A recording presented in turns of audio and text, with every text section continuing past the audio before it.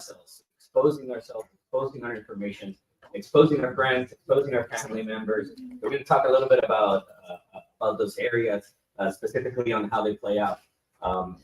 My career started in the military, and then after the military, I worked for the intelligence agencies, both CIA and NSA, doing cybersecurity work. And in 2016, got out, started the company.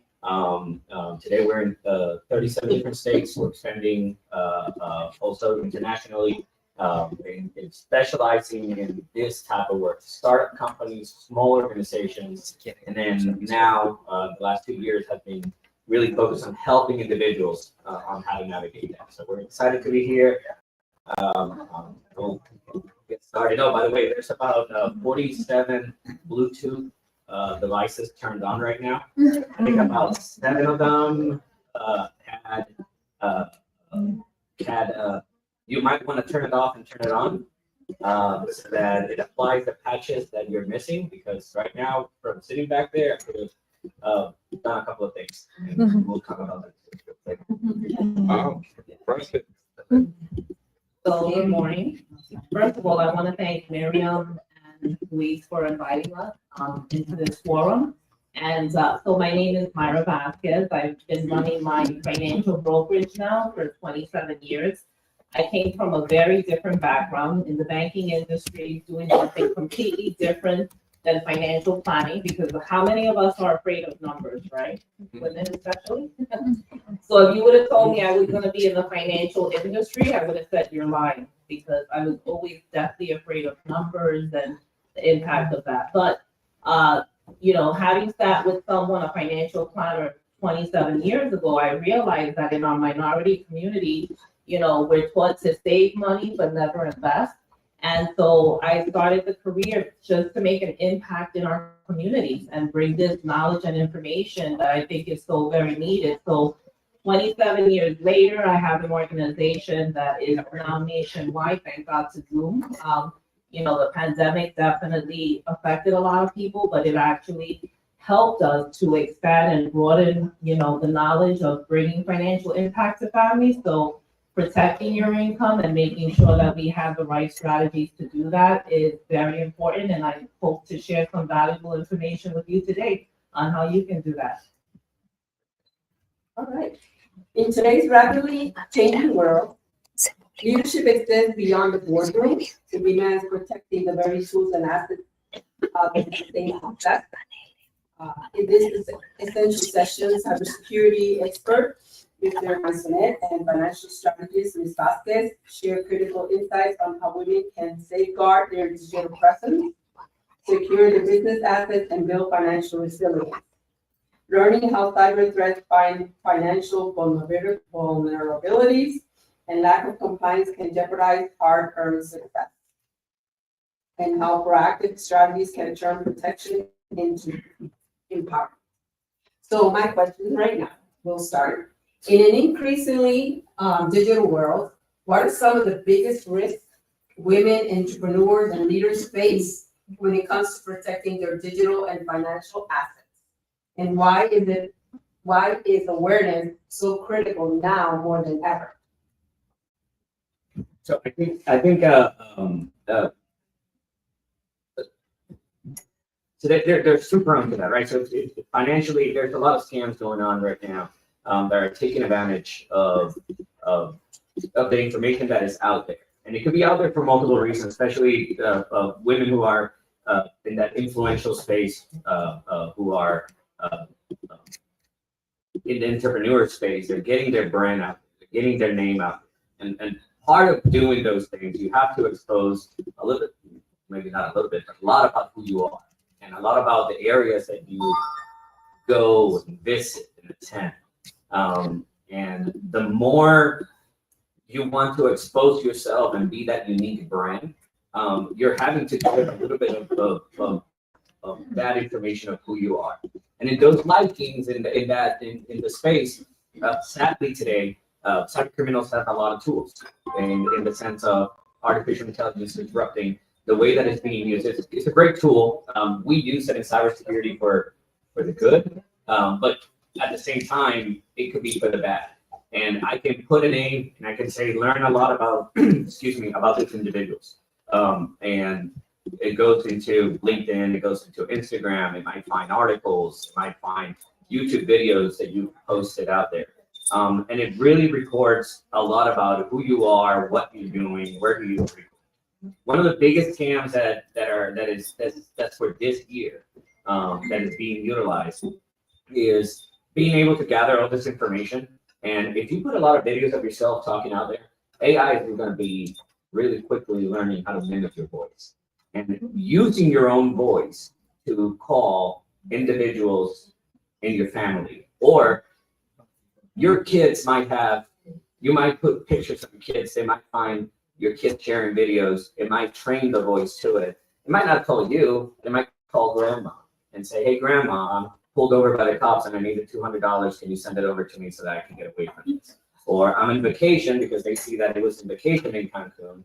Hey, I got kidnapped. Can you send me the voice? And it's really easy for this individual to share and send that money over to their, what they're thinking is their family member in need, because it's the voice of the person calling you, right? It's no longer a text message. It's no longer an email. We've gotten to the point that even voice can be replicated. So being careful and being aware of what these scams are, it's really, really important, especially for women. For women, it's a little bit more to me, because when you're putting your stuff out there, you're putting your pictures out there, there's information in those pictures.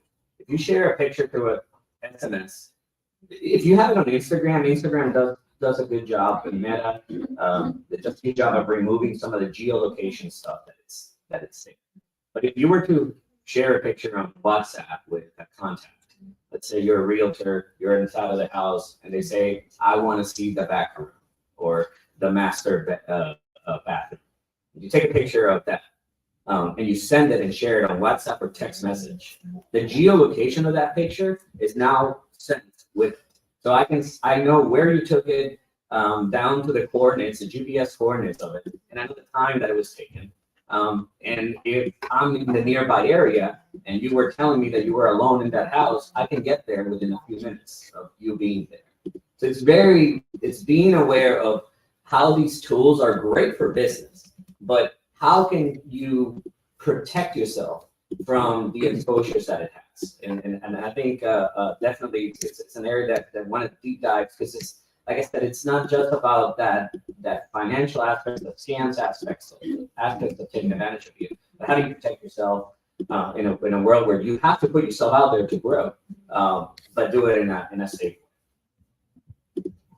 Well, I just learned a lot. I need a private consultation with you. I think that I'm gonna address this question more just from a day-to-day basis and what we see in social media. So a lot of times, the latest trends, as Karina had mentioned, right, might not be for everyone. So we hear of Bitcoin, we hear of cryptocurrency, and we get excited because maybe a friend of ours said, oh my God, I made so much money investing, but what they did may have been use their play money, not their priority money, that's what I call it, to be able to just dive into the market and see how I can do.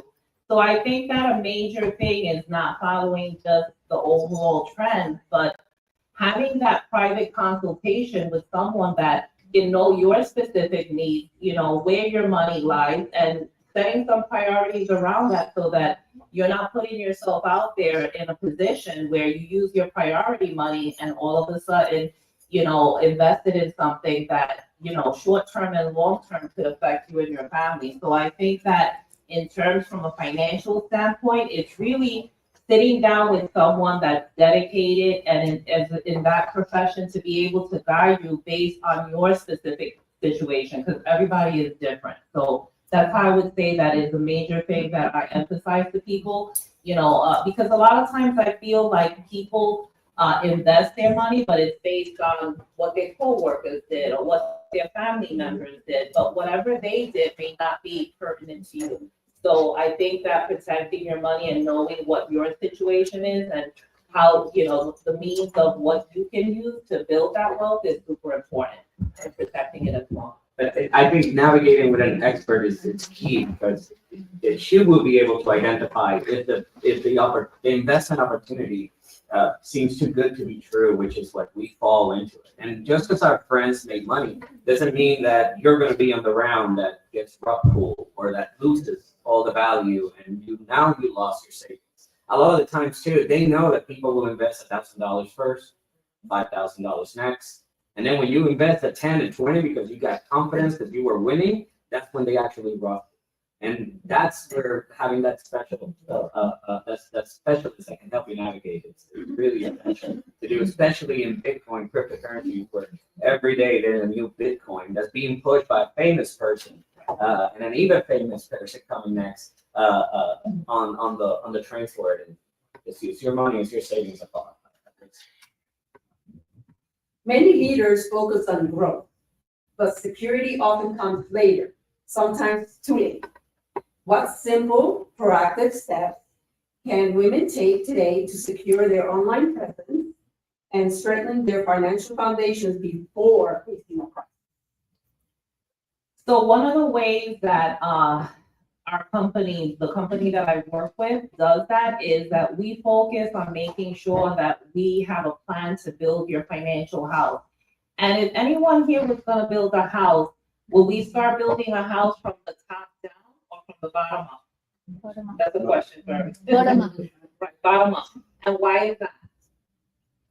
Foundation. Exactly, right?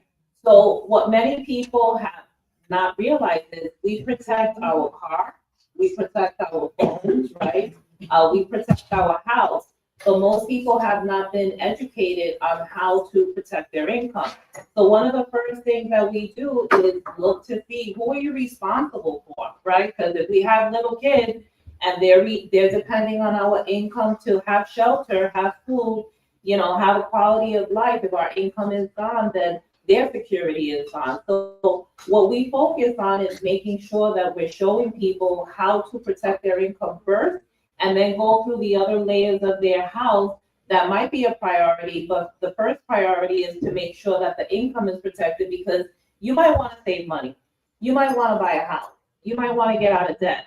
But if you're no longer here on this earth, everything else is going to crumble in that financial house. So what we do is we put a plan in place according to what someone could affordably, pay, and then we make sure that we put a plan in place that's perfect for them. Yeah, I think that same approach might apply to your security.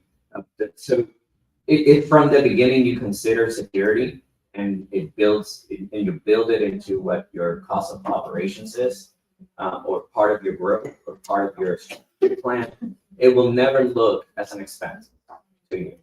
But a lot of the time, if you grow and you grow and you grow, and then you start noticing all the leaks that you had and all the areas that you had to patch, now it's looking like a big investment just to correct all those faults that could have been fixed at the beginning. And one of those areas that I want to mention is if you're in the social media space, it costs you a lot to gain followers, right? I mean, gain eyes. You put a lot of effort into it, just so that you're protecting everything with a password that might be able to be hacked, and then the criminals or the hacker or whoever took it, could be even an ex-employee or disgruntled employee that was managing it for you, can hold all the material that you had in there and all those followers hostage, and so you pay a certain amount of money for them to give you the password, if they even give it to you after you make the payments. But you're losing those followers, and starting from scratch will be horrible. A lot of the times, people tend to have their social media accounts and all the pictures and all the videos that they upload there. Do you guys save it somewhere else, or is it just on Instagram? Just on Instagram. Just on Instagram.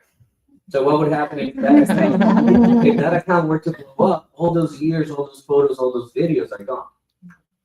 So how can we make sure that you establish that from the beginning of backing up those videos, backing up those pictures, somewhere local or in another place, that if something were to happen, and let's say you wouldn't want to pay, or you paid and you never got access to that account, you still have that material to start launching your new platform on there, new handle, new name, or whatever it is. And trust me, a lot of people say, well, we'll contact Instagram if it happens.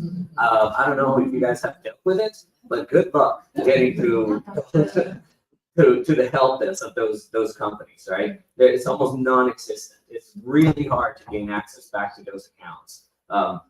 Especially once they get in there, the first thing they do is change your recovery email. So now you can even forget passwords, you can even do anything with it. There's ways, right? You got multi-factor authentication, so you can establish, you can back up the content, but these are the things that you can establish. Those are the foundational areas that would be in the financial sector you can do, but that you can do to secure your business from all these threats that are happening out there. Scary stuff. Oh my gosh. How does investing in digital protection and financial planning empower women not only to protect their current success, but to build long-term legacy and generational wealth? Okay, so I'll start with that one. So I think that not just protecting your income, but also understanding different options on how to build wealth. Most people don't begin an investment plan except through their 401k plan, but they don't realize that they can do additional things outside, like depending on, of course, your income levels, but you can start at least with my company, you can start an IRA with $25. You can start a college fund with $25.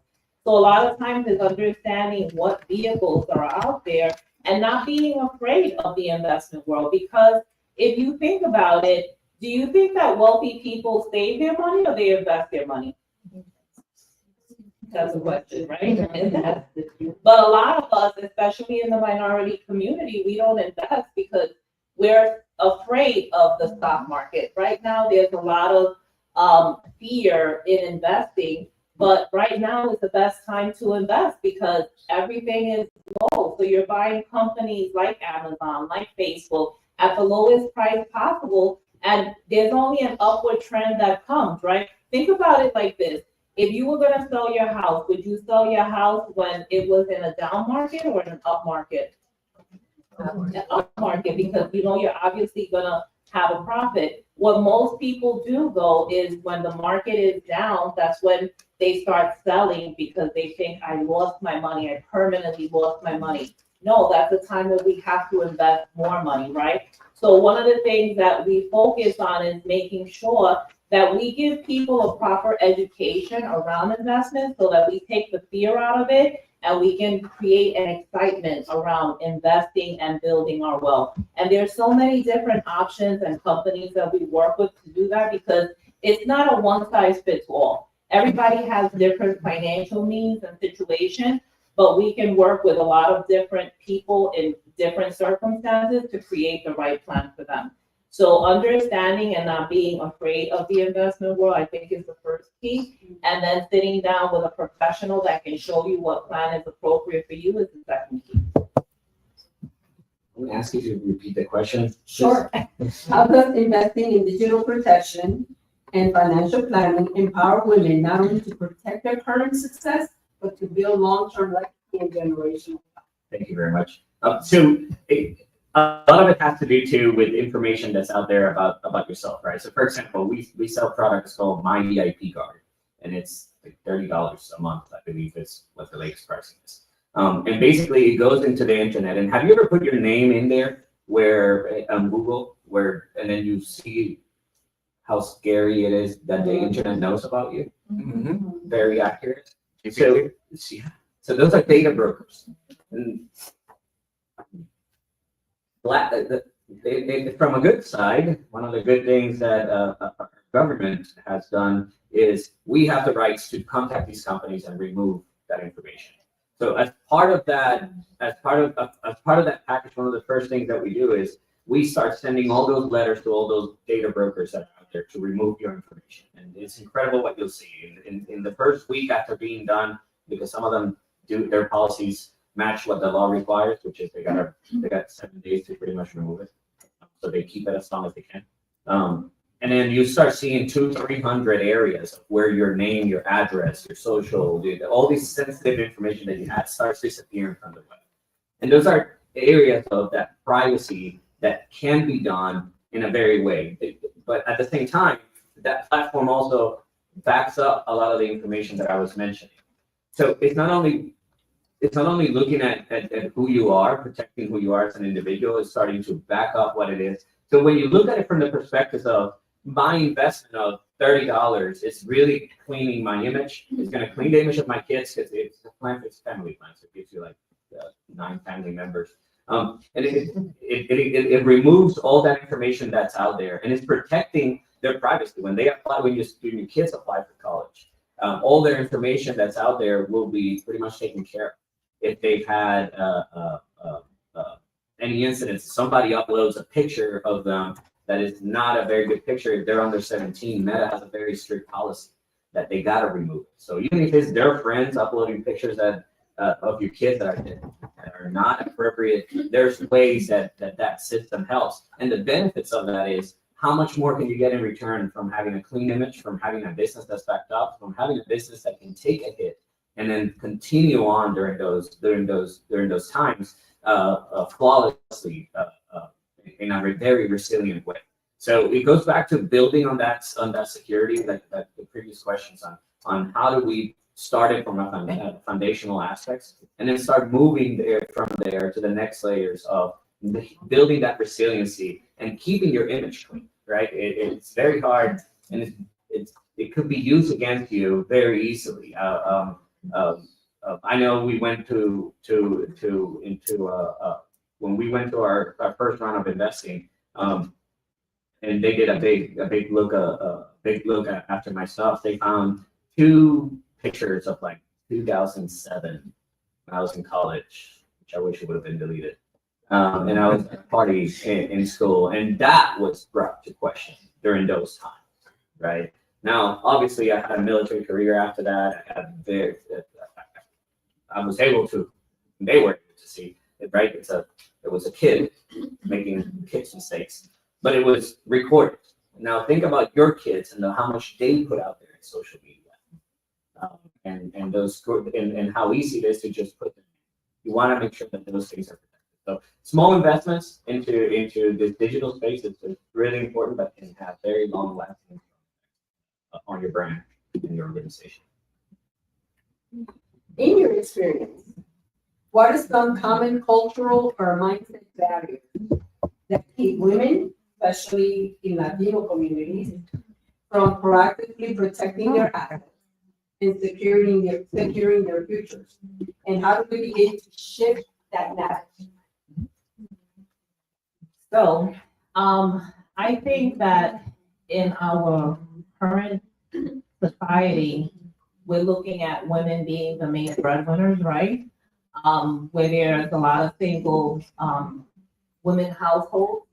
At the same time, with all that said, even professional women that I sit with, sometimes they're very much in the dark when it comes to their finances. They leave that to their husband in terms of, he's managing the investments, he's managing, our life insurance. He's kind of like the planner, right? And they're in the dark. If something happened from today to tomorrow, they would have no idea, how to start accessing the information. So one of the things that I, encourage women to think about is that if you're also bringing money into the household and you're combining your finances, you have to also take control to understand how to make sure that you're using your money in an effective way to protect your household. So if your husband has certain things that he's in charge of, maybe there's other aspects that we're gonna make you in charge of, whether that's protecting your income or making sure, that proper plans are in place for your children. But it's also understanding that, in a household, there's 2 incomes that are combined, so you have to have knowledge of what's going on, not just with your own personal finances, but understand what your husband has done so that you have a proper understanding how to move forward. God forbid he's no longer around. So that's one of the things that I do a full financial checkup to make sure that we're looking at short-term goals, long-term goals, and that everybody is informed, in terms of all the different aspects of our finances that we have to collaborate within a household. Yeah, I think culturally, there's a lot of understanding and wanting to to respect what the privacy of each individual we have right in the family. Right? For our kids, maybe it is not wanting to be involved in everything that's happening with their. You don't want to feel like you're reading every single text message that they're sending in order to make sure that they're protected or safe. Right? You got to build that trust. You want to be that parent that hey, I'm here to talk to me, but at the same time, I'm giving you your space to be responsible. But there are tools out there that are able to give you indications that are early on for you to be aware of what's happening. So, for example, the tool will let you know, hey, we're monitoring the communications, and we see that there's a lot of bad language being done, and the language that's being used is against your kid. It doesn't tell you the entire conversation, but at least it's bringing up to awareness of what's happening in there.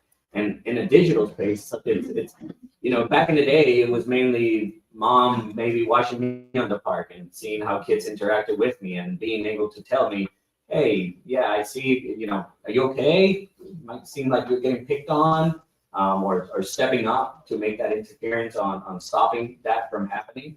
But in digital space, it all hides behind the screen. It's really hard for you to keep that connection. To have you utilizing those tools and understanding how they play out. And a lot of marriages, that's what you said. In a lot of marriages, it's that role of either one of the parents usually, and the other one it's not. It's usually the father that understands most of the technical stuff around the house and connects all the stuff.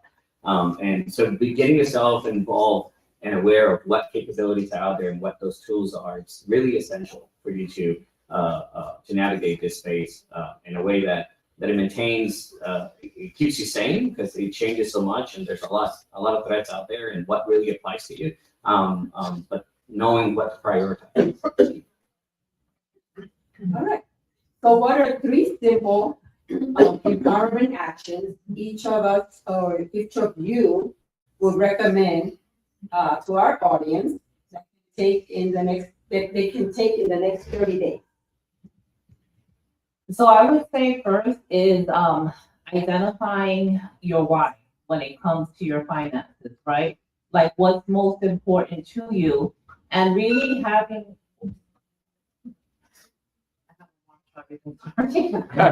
I think it's identifying your why, and then it's having a clear, concise mental picture of what you're trying to achieve, right? But it's also about having discipline. I'm sorry, I'm going into much more than 3 steps, but because this is a deep subject, I think it's when it comes to our finances, we have to start with a commitment to be disciplined.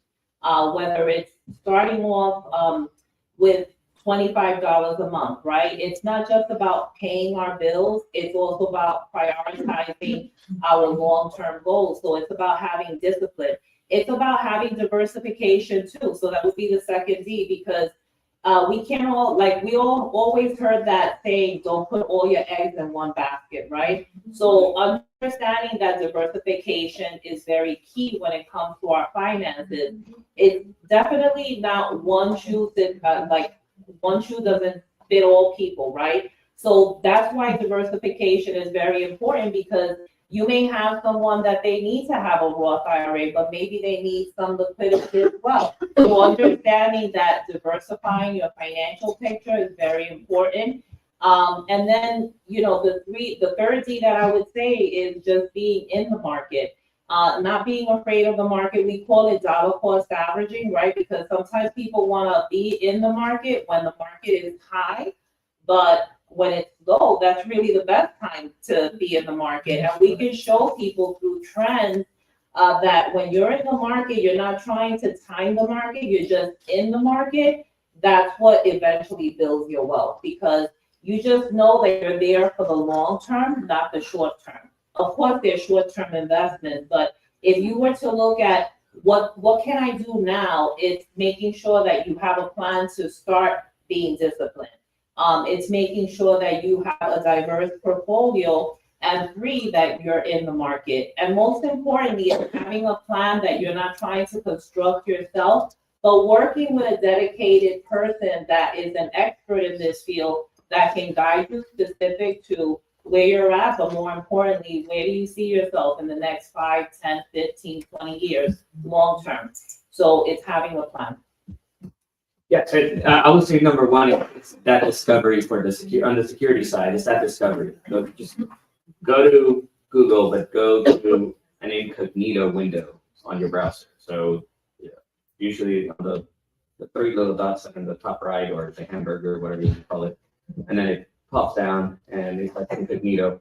And you want to use that because then it's not using your regular sessions in your cache. So it's going to be mainly what the public sees rather than what they know is you and what they want to show you. So you want to put that, you want to put your name, you want to see what's out there. Pictures, old profiles, right? I mean, when we were doing that whole cleanup actions during the investment round, I mean, I still had accounts that were old.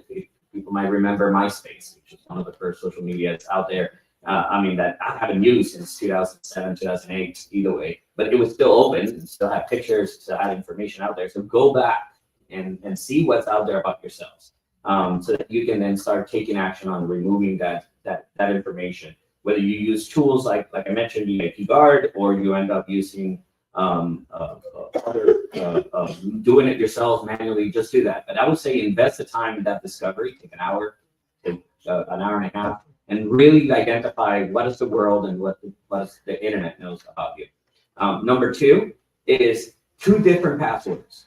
And I shouldn't be saying this. I should be saying a password for everything you have. It's impossible to do that. But at least have 2 different passwords. Have one password for your email, which is very important, because if you get into somebody's email, you can click forget password to everything they own, and now you can get into all those other accounts. So you want to protect your email, you want to protect your bank accounts and your investments, and make sure that password is the really hard one. Right? It's even a passphrase, right? Like you can pick a passphrase and then pick the first letter of that phrase, and then that makes the password. So you want to make sure that it's really complicated, and that's the hard one. And then you can have your password that you use for Netflix, Hulu, and all the other social media, even. Unless you're in social media and that's your business, then you want to make sure that has a strong password.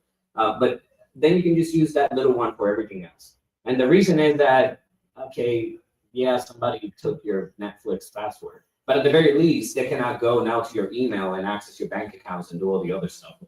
Or somebody hacks Park Mobile. So if you use Park Mobile, the app Park Mobile, when you park in the city and you scan the QR code, they got hacked 3 years ago, and everybody's username and email address and password were exposed, right? So if you had it, you can go to a website. It's called Have I Been Pawned, and you can put your email, and it will tell you if you've been part of a list of all the breaches that have happened. So if your same password for Park Mobile was your bank account or your email address, now I know your email address, and I can go and put the same password that you use for Park Mobile, and I can gain access to your email, right? So that's why I want that separation, and I recommend that you highly do it, is so that these organizations are doing it. So the discovery, the passwords, and really the third one is make sure that you don't let your emotions get to you when you receive a notification. Everybody, I think, is aware. It's been all over the news. They're sending text messages of your toll enforcement. We're gonna revoke your driver's license if you don't pay this immediately, right? If you receive an email that says your bank account has $10 left, click on this link to figure out what it is. Know that they're playing with your emotions so that you don't think. Because a lot of the times we just jump on it, we do it, we in the beat of the day, we're in the middle of something, we just read that and we want to react to it. The tax season is the same. So anything that requires you to take action immediately, slow down. And if it's a notification from your bank, don't click on the link that's on the email, and do not or on the text message. You go to the website or to the app and access it that way, and then go to the message center and see if the alert is in there, right? And even if you want further validation, call the bank but do not call on the number that they put on the email or the text message that they received. You call the bank, whatever's behind your card, and use that. But so if they're trying, if it's something that is demanding you to take action immediately, it's an emotional reaction, just slow down. Because that's how, sadly, that's how we fall into scams. That's how we fall. I always say this because it's happened. My mom received an offer of free tickets to somewhere. I don't remember, it's a vacation or something. And they said, ma'am, we just need to confirm the last four of your credit card. And she reads the last four. And they go, well, not those, the numbers before.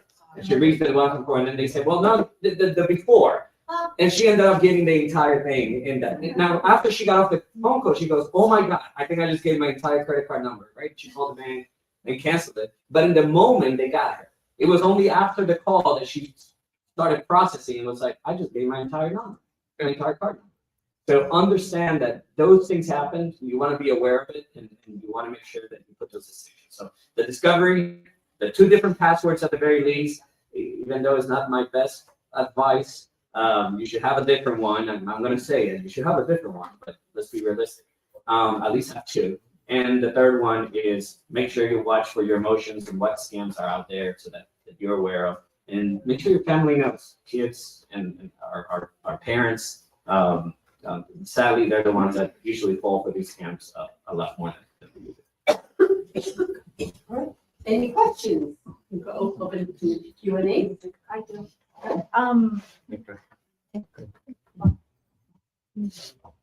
Okay. What about those apps that are like to save passwords that say, secure, and it gives you like different types of passwords to create or hard passwords to create? Yeah, so those are password managers and they're great. But you want to make sure that you're using reputable ones, not just downloading whatever is out there. So, I mean, and by the way, if it's asking you to save it on the browser, I know a lot of people use that. Got plenty of family members who use it even with me telling them not to use it. It's on the browser. Do not save it on the browser. You want to save it on that password. So LastPass is a good company. I mean, even though they've been hacked, the passwords have never been exposed because they encrypt them in storage and stuff. But there's been plenty of companies that don't do that. And when they've been hacked, everybody's password now is exposed. So you want to make sure that it's a reputable one. LastPass is good. OnePass,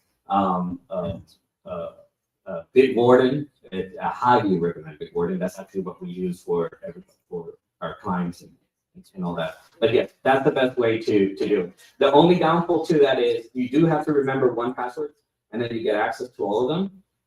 But let's say that you're on the plane and you don't have Wi-Fi and you got to access something and it's asking you for a password. There's no way you're going to know what it was because it's in the vault or wherever it is. So just be aware of what it is. The reason I say Bitwarden is Bitwarden then stores some stuff locally, so you will be able to access it. So, but yes, I highly recommend that you use those. That's going to solve a lot. Bitwarden, yes, Bitwarden. Thank you. Any other questions? Una pregunta. Mencionó, you spoke about that, I don't know if it's an application that you use that basically goes to whatever you have online and deletes it for you. That's one. On a personal level, what other things do you think we should all take to make sure that we are as safe as possible, taking advantage of those apps that you're mentioning? Okay, yeah, so the app is called My VIP Guard. That's the name of the app. And it's going to go in, it not only does that, it goes in and it goes into your, it helps you with your credit monitoring.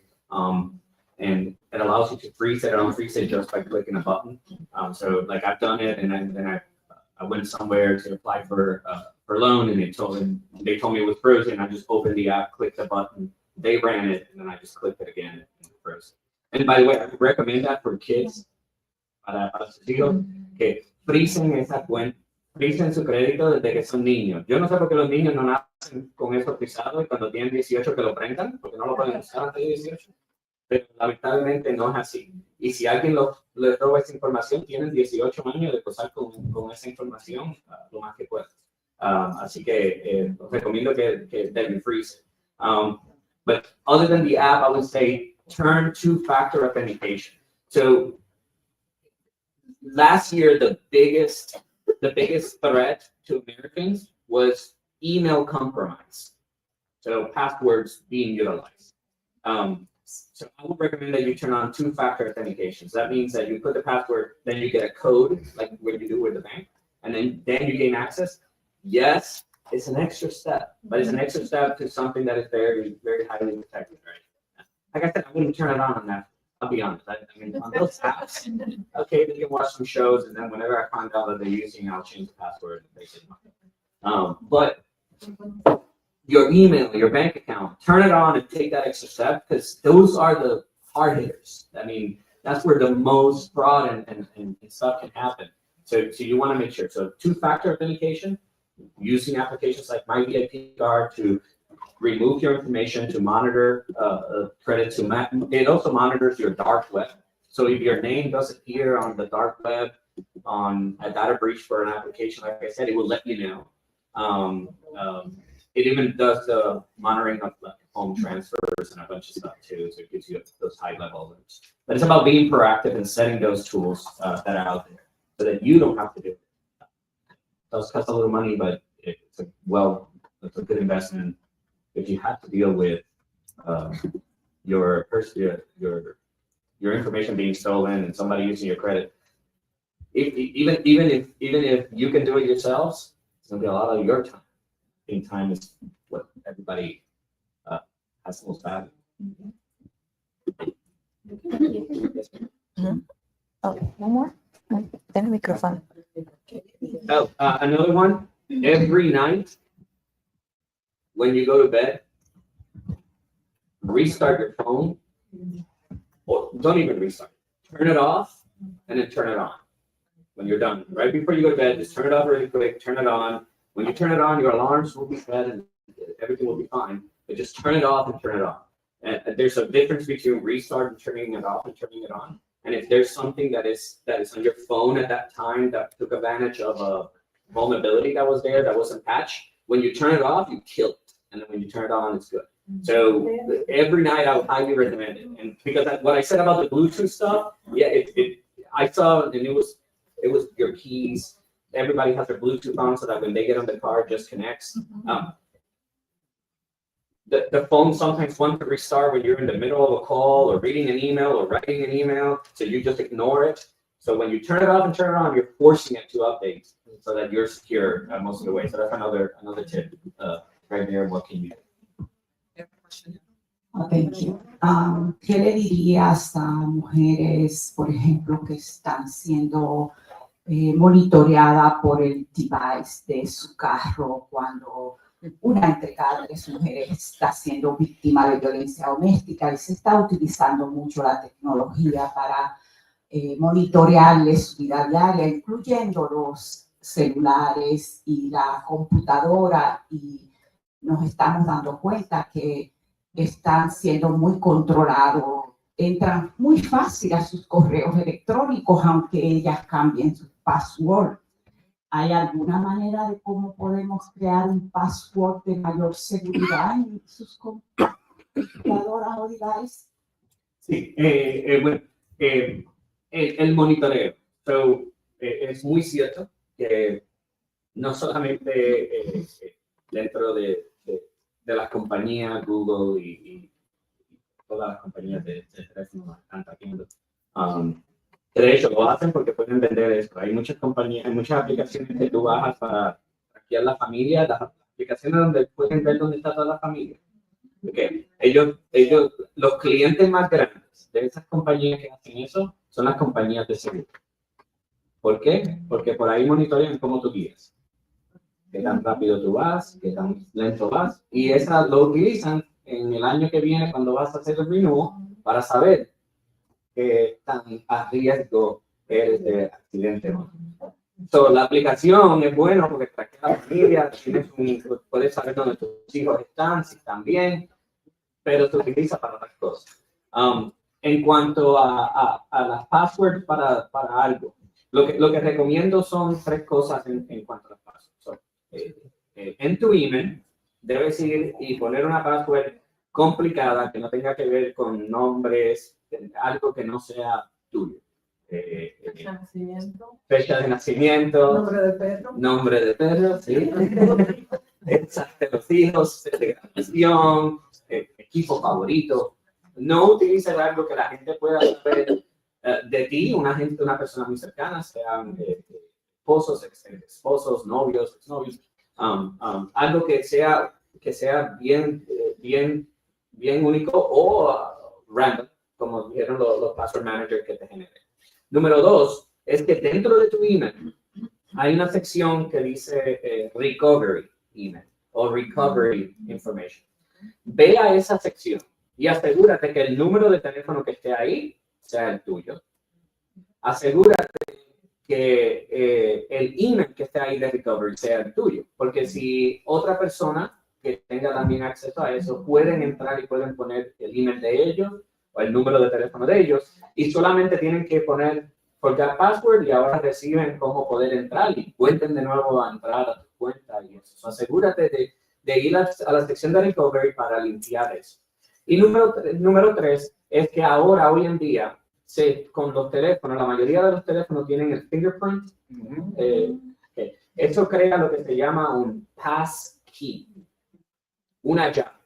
Lo que significa es que no solamente tienes que saber el password, no es que vas a recibir un código a un número de teléfono o una aplicación, sino que te va a decir pon tu huella digital. Y en ese momento, aunque tengan recovery o lo que sea, si no ponen tu huella digital, no van a tener acceso al email. So, para proteger el email, esas 3 áreas, los recomiendo que los prendan. Que prendan el passkey, que chequen el recovery mode o la área de recovery de forgot password, como le quieran llamar, y cambien y saquen su nombre, cualquier otro número de información que esté. Y número 3, que se aseguren que las passwords no sean algo que alguien pueda juntar sabiendo que te conoce. Con esas 3 áreas está bien.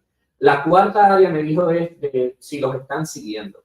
Si usan estos AirTags, que hoy en día cuestan 20 pesos y todo. Cuando salieron, una de las primeras cosas que se hicieron eran eso.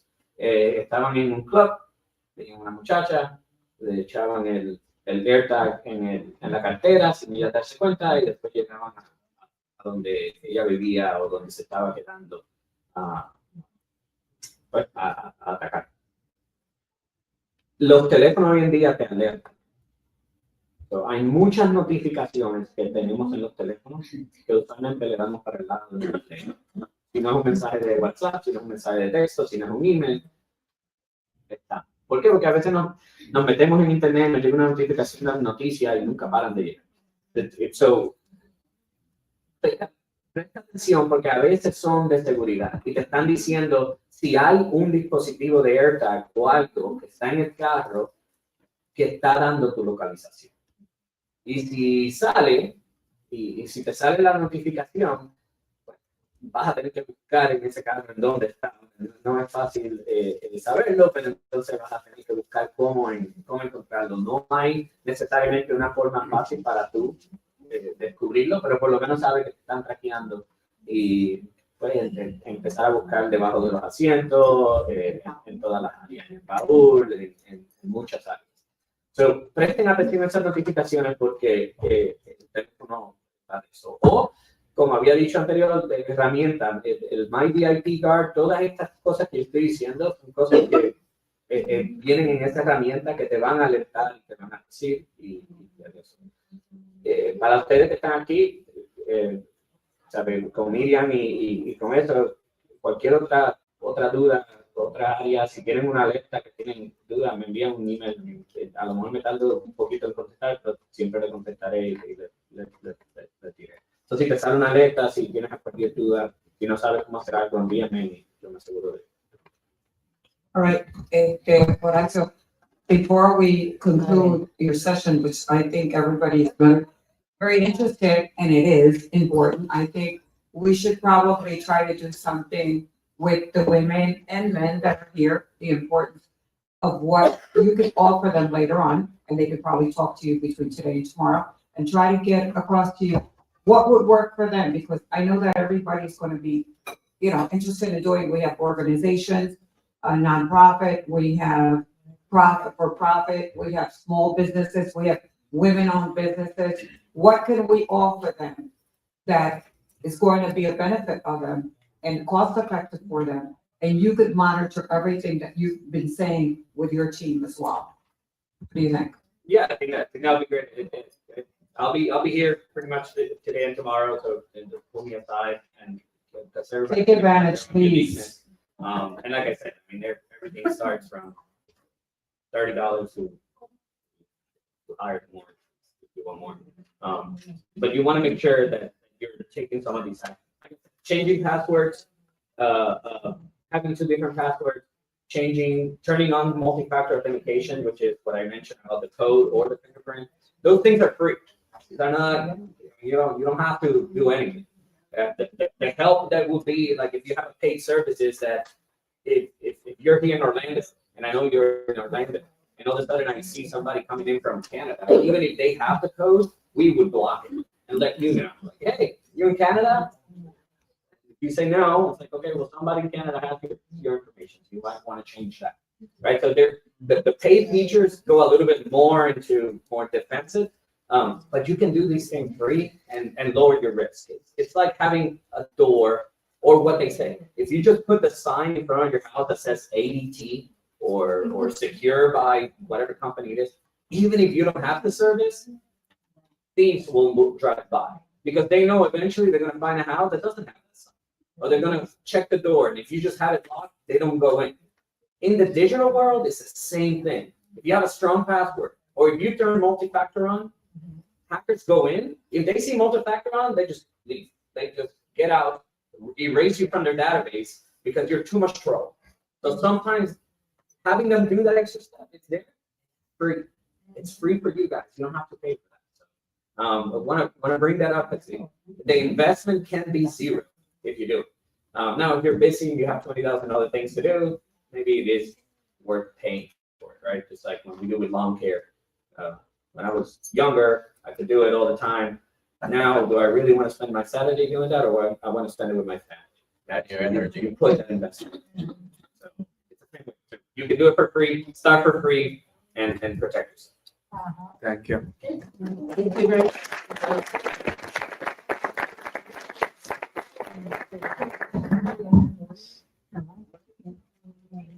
Yeah, can we? Muebles.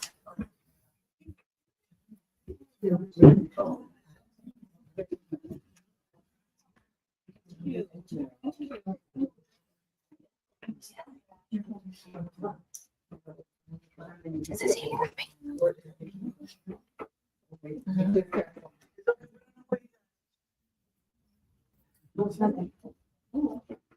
Wanna wait 5 minutes? Yeah.